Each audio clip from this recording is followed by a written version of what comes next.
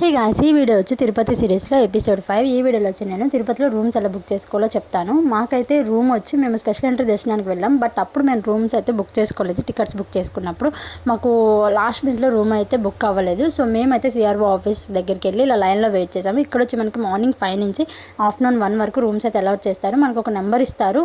మనం room book చేసుకోగానే ఆ number వచ్చే వరకు మనం ఇలా స్క్రీన్ మీద అయితే చెక్ చేసుకుంటూ ఉండాలి. మనకి తిరుపతిలో ఇలాంటి స్క్రీన్స్ చాలా ఉంటాయి. సో మనం అయితే చెక్ చేసుకుంటూ ఉండాలి.